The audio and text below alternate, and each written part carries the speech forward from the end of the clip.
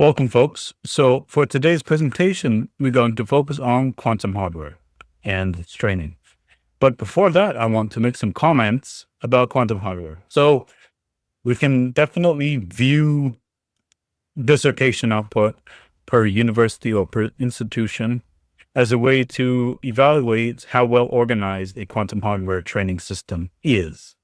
And then on top of that, quantum hardware expertise can be built up using the study of quantum metrology. So you can also study manufacturing as well. And this is typically heavily focused on nanotechnology or nanomanufacturing methods, vacuum technologies, vacuum chambers, vacuum systems, vacuum pumps, and what have you. And then cryogenic equipment, cryogenic tools, and other enabling methods like that. And it can also definitely be used in the categories of measurement and spectroscopy. So metrology generally refers to measurement. And then if you want to build a system that is capable of extreme precision, some really high precision, some crazy amount of precision, then that's what quantum hardware can enable. And that's one of the pretty much the backbone of quantum hardware technology is the application of the knowledge of the quantum physics, quantum mechanics in some kind of system, whether it be material or some size-dependent mechanism, size-dependent geometry, and combine that together with maybe some noise isolation, could be thermal noise, could be some other kind of noise, what have you. Then eventually you will arrive at some kind of quantum hardware. And then on top of that, we have hardware expertise. If you want to build up hardware expertise in general, then you could definitely begin to study or hone in your focus on metrology. There's metrology in general. It's been around for a long time, but this would include different kinds of manufacturing methods, top-down methods, bottom-up methods. So really helps build up your hardware expertise. So let's get it. Just wanted to get that out of the way, and then let's move on to the presentation. All right. So this is called Mapping the Quantum Hardware Academic Landscape. And I think 10 years or so, about a decade, is a decent window of time to evaluate this. And again, like I was saying, dissertation can help you think of how well organized the system is and how much investment as well is put into the infrastructure so that people can get training on the quantum hardware, get hands-on in order to provide a demonstration, a complete project, a complete story of how to build something and how to think about something for quantum hardware development. And then it also helps you to track how those infrastructures are growing, how the programs are growing over time, as well as the key labs, institutions throughout the US and Canada. So if we keep that in mind, then we can also think about the folks that are going through these programs. And eventually they will have to use these skills to be employed either at the industry level, the corporate level, or perhaps in a national laboratory or some other organization like that. And could be a startup even. could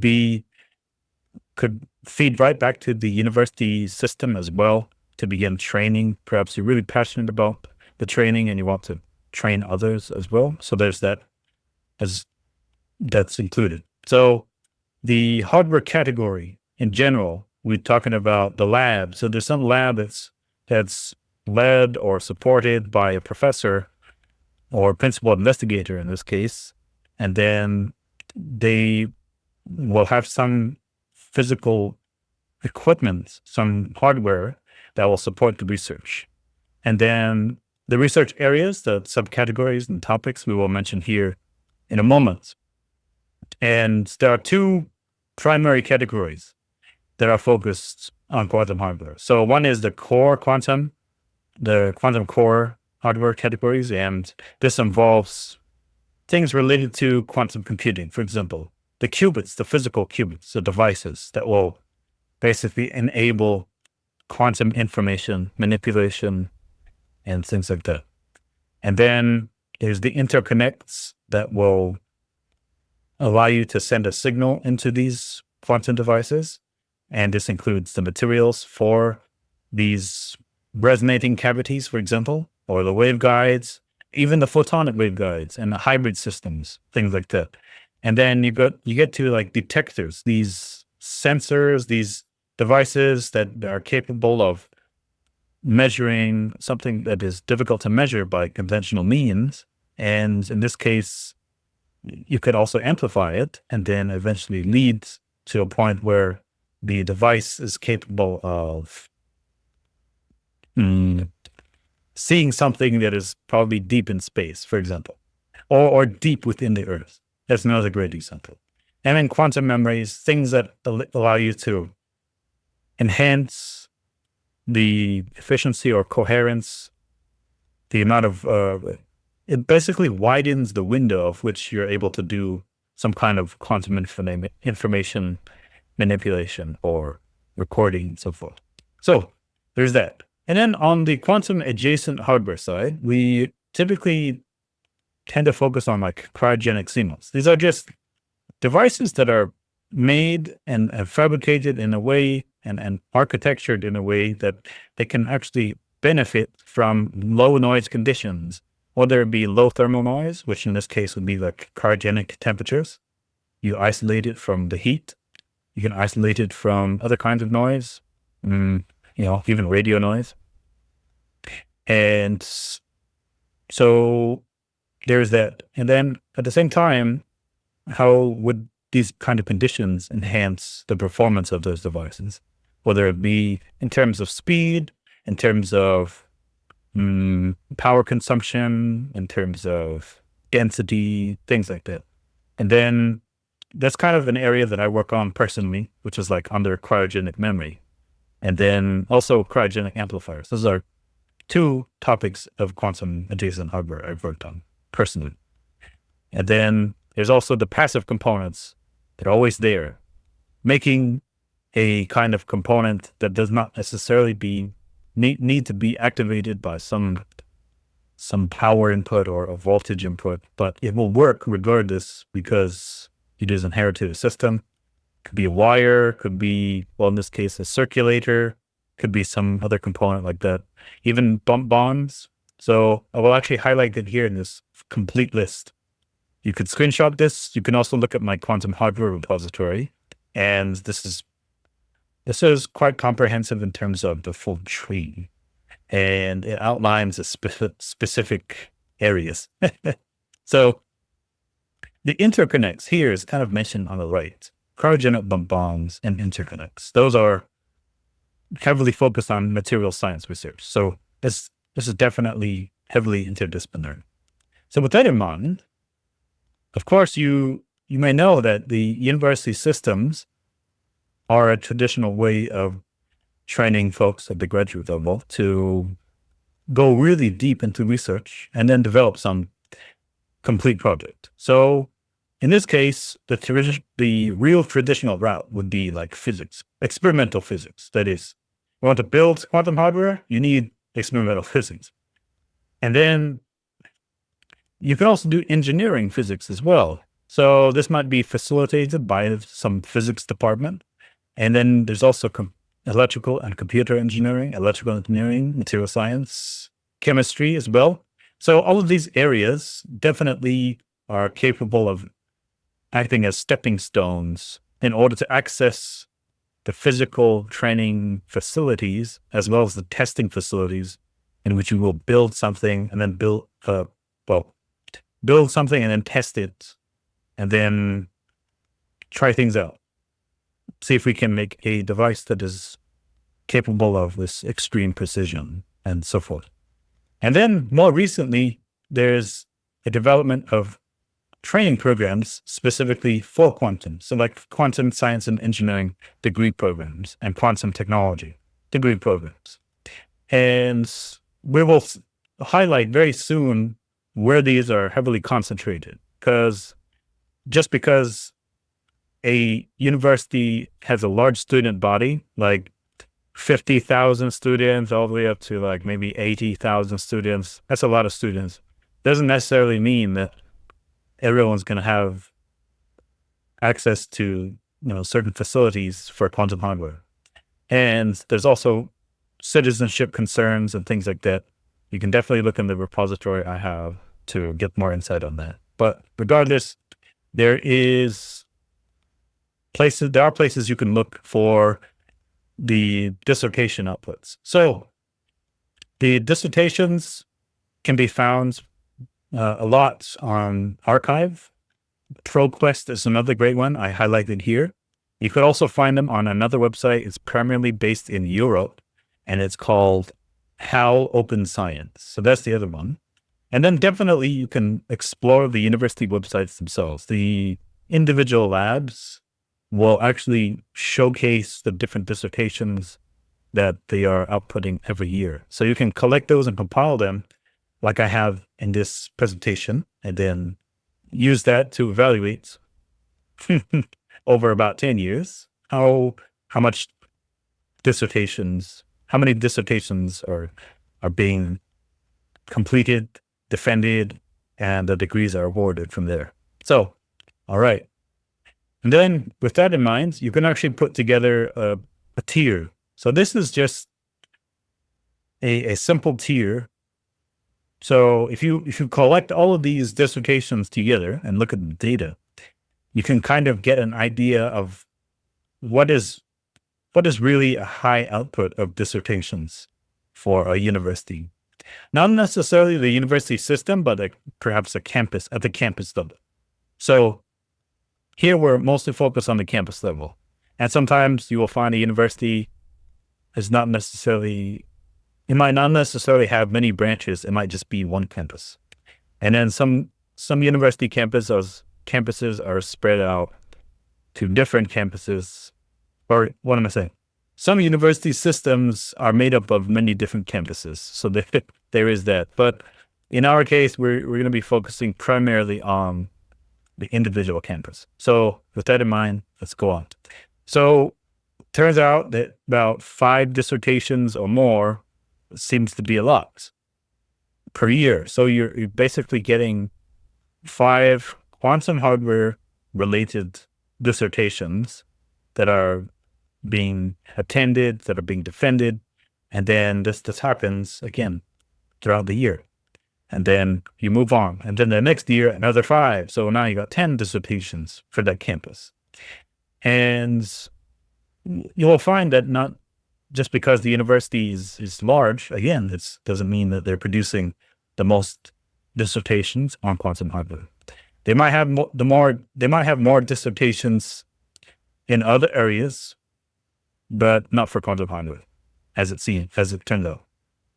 So there are moderate producers that are producing less than 5 dissertations per year, down to about 3. And then there's also some lower tiers like tier 3 and tier 4.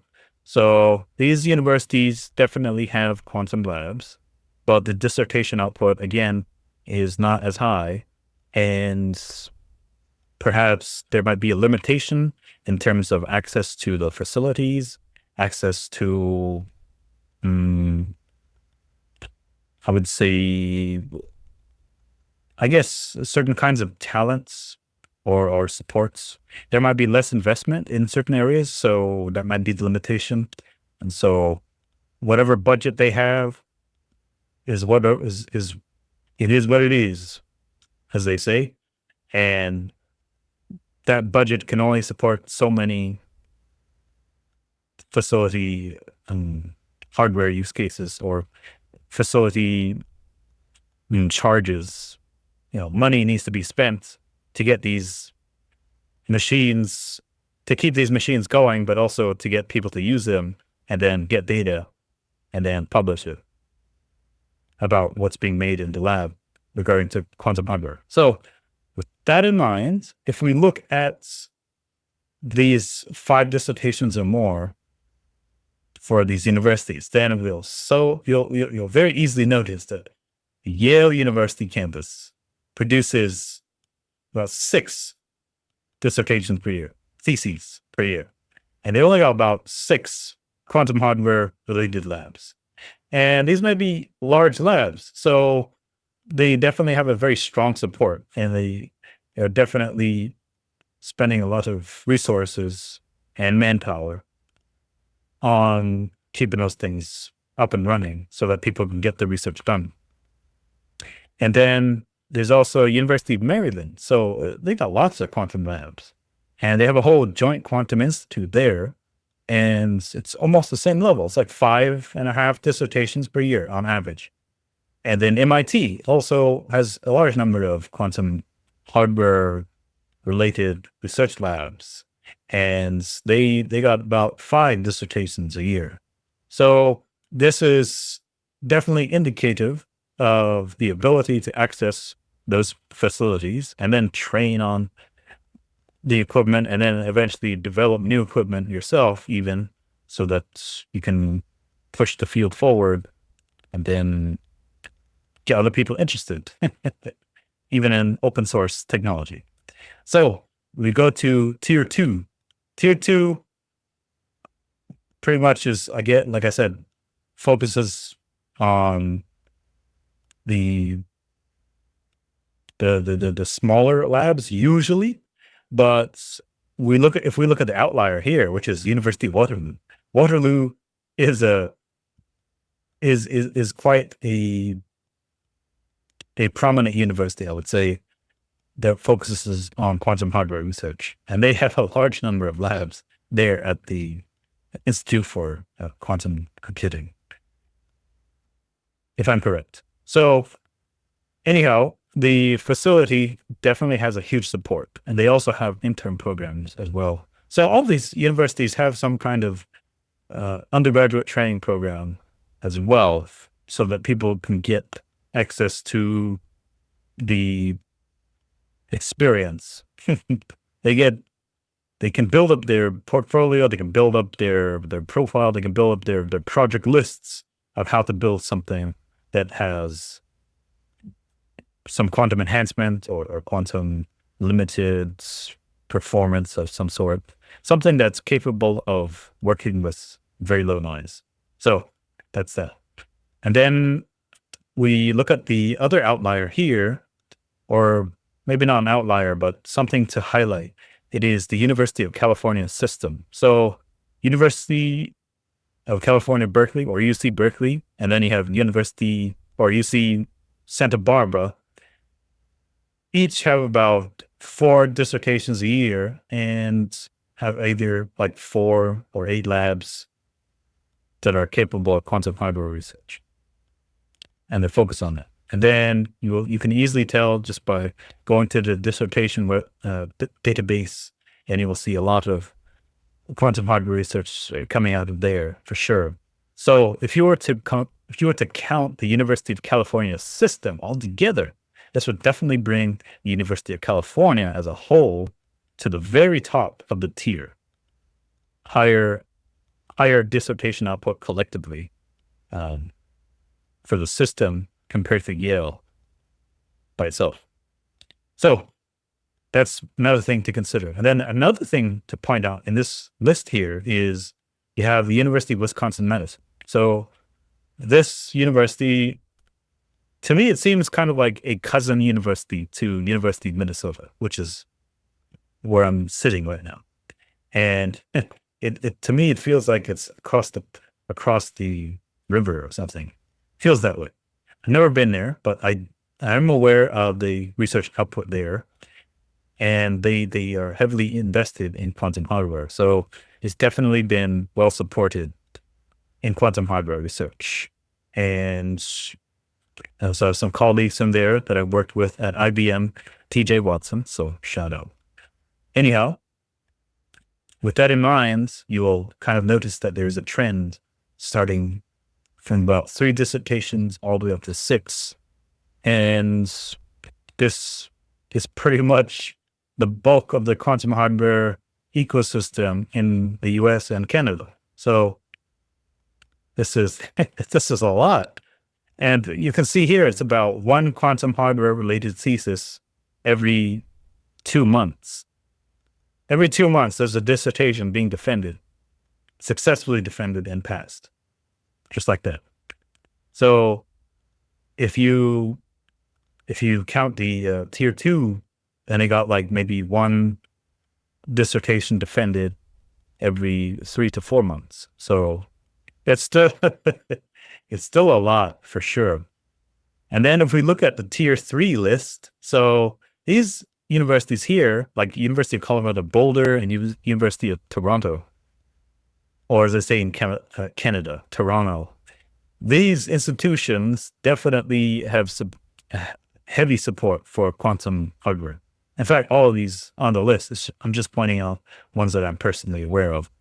And even though they have a lot of quantum labs there and they have lots of support, they're producing like 2.5 dissertations per year, and it's a decent number.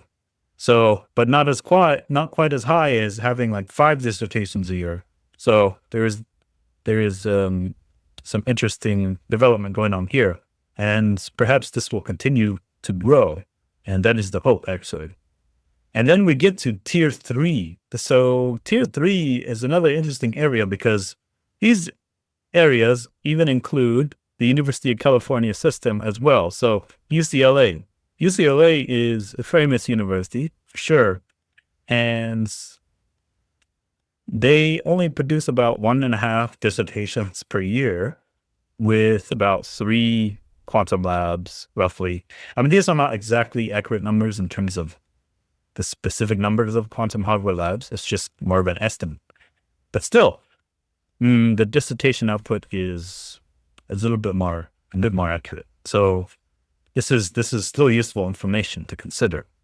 So what this means is, or what it doesn't mean is, quantum hardware research is not necessarily supported there. It just means that perhaps the access to the facilities might be a little limited. Maybe the facilities that are built might require your personal involvement to help grow the lab. It might require a little bit more investment of your time in maintaining something, for example. So it might be less manpower invested in the equipment that can do the quantum hardware manufacturing, for example. Perhaps there might be reservation time. So let me go to this next tree. So this next table here. So University of Minnesota is here at tier 4, where I'm at. And the number of labs we have is about 5 quantum hardware related labs, even though it doesn't specifically say quantum hardware or quantum computing laboratories. But the labs are definitely capable of millikelvin research, and they got physicists in there and all. But the dissertation collectively is about 1 dissertation a year, defended and, well, successfully defended, and then they were awarded the degree. So if these are quantum hardware related and it's only 1 a year on average, then you can notice. So I will make a comment on this because I have some personal experience, and that is the primary limitation would happen to be investment in the quantum hardware, that's for sure. And then the other thing is, or limited investment in quantum hardware research. And then the other thing is there is limited access to quantum hardware testing facilities. So not until recently did we actually have some access to like 50 millikelvin dilution fridge equipment that I might have a little bit easier access to through some collaborations in the department. And then if I was to go to the physics department, for example, then they definitely have some handfuls of dilution fridge equipment, cryogenic equipment for testing different kinds of quantum chips or quantum adjacent hardware chips, like cryogenic memory chips, for example. And it would basically be impossible to access those facilities because either the reservation will take about a year to process or a year to fulfill, or it will basically require some strategic movements or strategic shift of topic exploration. So you would have to find some way to do something that's related to that lab and then collaborate with them. That might be 2D materials, for example. And then that's the only way you're going to get access to that kind of laboratory. So you have to do something related to what they're already working on, what kind of materials that they are interested in. Usually materials related. So that's difficult. So there is some barrier in terms of getting access to the necessary quantum testing platforms.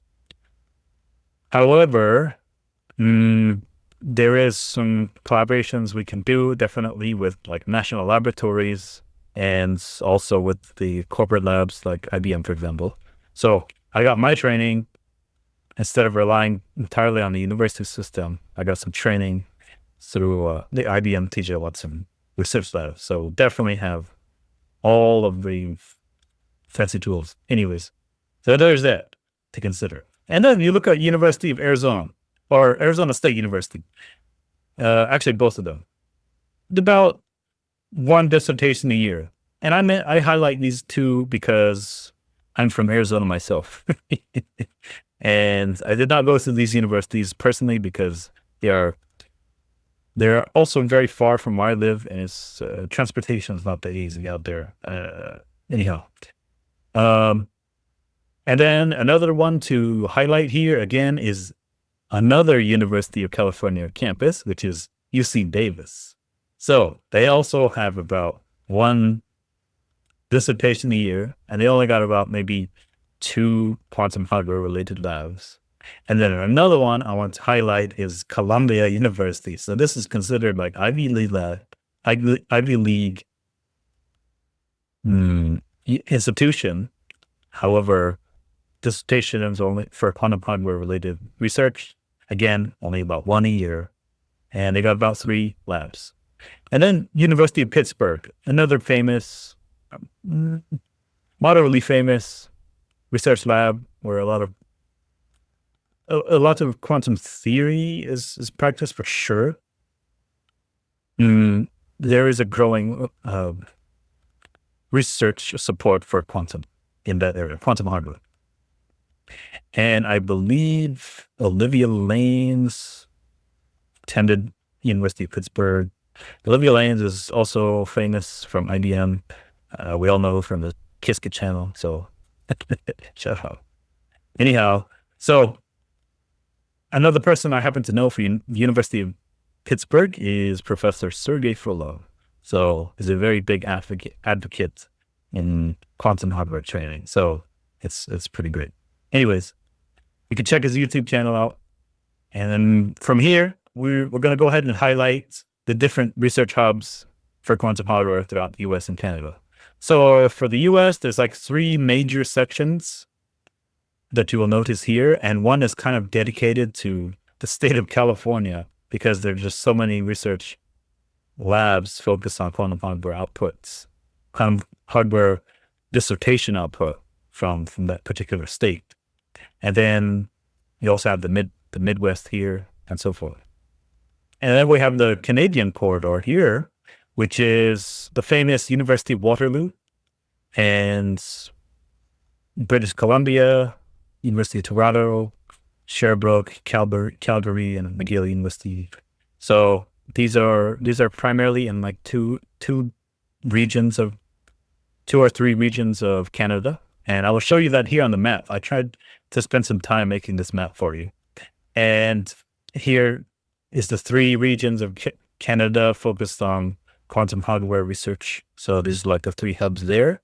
And then here in the US, we have the one dedicated to California, these 2 areas here, north and south.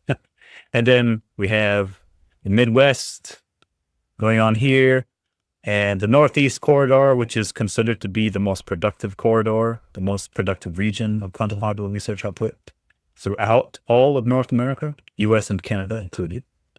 And then there you go. So now you can take your pick. if you really want to jump in right now, and then through the legal system and all, and perhaps if you are, it's definitely gonna be a lot easier if you are a U.S. citizen. I'll tell you that, because quantum hardware, quantum technology, especially quantum computing hardware, it's like a heavily protected topic. It is a topic related to national security. It's of great importance to national security, for sure. So you have to consider that. But if you want to find a way around that, then you can go ahead and explore other areas that are not necessarily quantum computing related.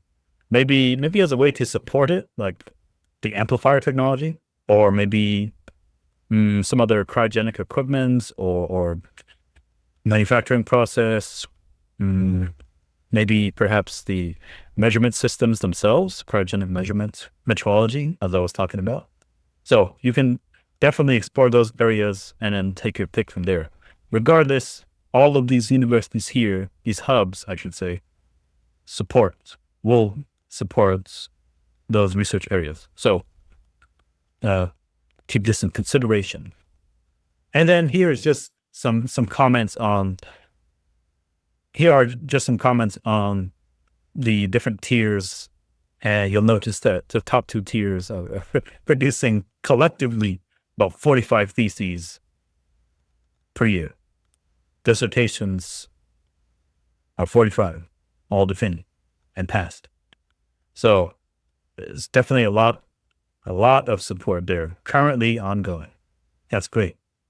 And then here in this slide, we're just kind of talking about, pretty much 6 dissertations per institution, per campus is the cap right now. And if it was to jump to 10 dissertations a year at some point in the future, that will be an event to witness, because that's a lot. That's almost twice as much as the top producer right now. So there you go. And then the other takeaway, of course, is that the pipeline tends to go into these different hubs, and that it doesn't necessarily mean that if a university is large, it has all of the access to all of the equipment and facilities. So there you go. And then the other thing is, we can use these sort of insights as a way to highlight the emerging nodes, especially because we need folks to help us build the technology. This will definitely contribute to efficiency, making ultra precise, extreme precision manufacturing technologies, extreme precision measurement technologies, sensing, computing, and things like that. And also for modeling purposes, saving on power consumption is another big selling point for that. But if you want to focus purely on the precision, that's great. People love precision because it feeds into a whole lot of other areas that can spark many, many different curiosities. And then you go down the rabbit hole, but then at the same time, you're putting food on the table. So that's great. It's a win-win. And you get paid. So there you go. But that's what I mean by putting food on the table. But safer food, sustainable food, better. All right. So we can also use this as a way to encourage folks to build up their projects, especially on the open hardware side. That will definitely help a lot. And definitely my advice is to use all of the open source platforms you can. So that way you can share all of the different learnings you have going on, and then try to talk about it and share it and get people excited. So there you go. And then eventually the money will come. Money will come. Indeed. So thank you all very much. And if you have any questions, go ahead and send those to me. I will answer. And this is an open access presentation. There is also some discrepancies here. There might be some missing work out there, but we try to collect and compile all of the dissertations that have all of the information. So you really want to learn how to build something. The dissertation is a great place to start because it does its best to be a complete picture. I'll say that from the very beginning. So there you go. And then if you want to look at the appendix, this is the appendix. It's got a decent sample of universities, all the 43 universities altogether. So, all right, take your pick. Thank you all very much. And one more note I wanted to mention is that for the tier 4 universities, which are mostly on the right here, these institutions, these are also, they're definitely great institutions for sure. So you just want to keep in mind that perhaps it is possible, if you have some interest in advocacy like I am, to help grow the system there and to also help spread the word about quantum technology. It doesn't necessarily have to be quantum computing. Quantum computing is great. So you can spread the word there and form the groups, organizations that will train folks or get people excited about precision technology. So that's useful. And then you can help grow those ecosystems through your own efforts. And then you will be rewarded. I mean, it's a win-win situation. The only drawback that I might say is it might take some time, of course, but you have to spend some time enjoying yourself while doing it. So that's healthy. Anyhow, thank you all again, once again. Adao Julio.